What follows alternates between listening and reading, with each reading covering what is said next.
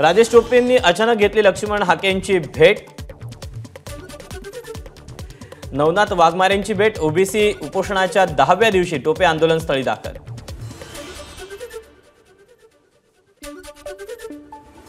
लक्ष्मण हाकेंच्या उपोषणाचा आजचा 10वा दिवस। आज 7 ते 8 मंत्री लक्ष्मण हाकेंना भेटणार, उपोषण मागे घेण्याची विनंती करणार असल्याची भुजबळांची माहिती। सह्याद्री अतिथीगृहावर ओबीसी नेत्यांची मुख्यमंत्री आणि उपमुख्यमंत्र्यांच्या उपस्थितीत बैठक। छगन भुजबळ, पंकजा मुंडे, गोपीचंद पडळकर, प्रकाश शेंडगेंसह इतर ओबीसी नेत्यांची उपस्थिती। मनोज जरांगेंना आरक्षणाबाबत काहीही कळत नाही, आपल्यासमोर बोलायची जरांगेंची लायकी नाही, लक्ष्मण हाकेंचं प्रत्युत्तर।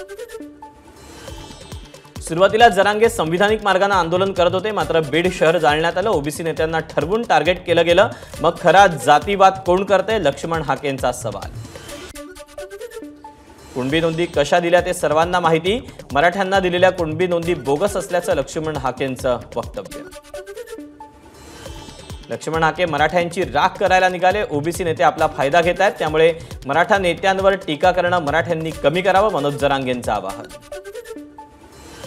ओबीसींच्या सर्व नेत्यांनी एकत्र यावं, त्यानं काहीही फरक पडत नाही, मात्र कुणबी नोंदी रद्द करण्याची मागणी करू नका, तुमचा देव आला तरी नोंदी रद्द करू शकत नाही, जरांगेंचं वक्तव्य। लक्ष्मण हाकेंना छगन भुजबळांनीच उभं केलं, हाके आमचे विरोधक नाहीत, त्यांना दोष देणार नाही, यामागे भुजबळ आहेत, मनोज जरांगेंचा गंभीर आरोप। मराठ्यांचं नुकसान केलं तर छगन भुजबळांची कारकीर्द संपेन, मनोज जरांगेंचा इशारा। कारकिर्दीचा फैसला करणारी जनता असते, त्याची काळजी तुम्ही करू नका, भुजबळांचा जरांगेंवर पलटवार। सगळे सोयऱ्यांबाबत अनेक खोट्या नोंदी झालेल्या आहेत, त्या रद्द करा, सह्याद्रीवरच्या बैठकीत ओबीसी नेते प्रकाश शेंडगेंची मागणी। जात पडताळणी नियम असताना सगळे सोयरे अध्यादेशाची गरज काय, सह्याद्रीवरच्या बैठकीत छगन भुजबळांचा सवाल। आम्ही आंदोलन केलं की जातीवाद होतो असं म्हणतात, मग ओबीसी आंदोलनानं जातीवाद होत नाही का, मनोज जरांगेंचा सवाल।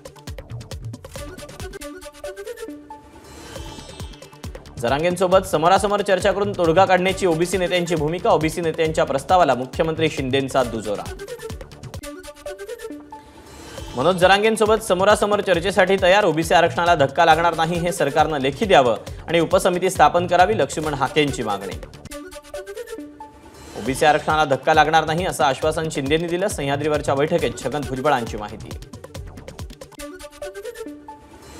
बिहारमधील वाढीव आरक्षण हायकोर्टाकडून रद्द, आता राज्यात काय परिणाम होणार, सरकारनं दिलेलं मराठा आरक्षण टिकणार का, सामनातून राज्य सरकारला सवाल। ओबीसी आरक्षणाला धक्का लागू नये यासाठी पुण्यात गेल्या 8 दिवसांपासून मंगेश ससाणेंचं आंदोलन, सर्व आंदोलकांना सरकारनं चर्चेसाठी बोलावलं। एबीपी माझा, उघडा डोळे बघा नीट।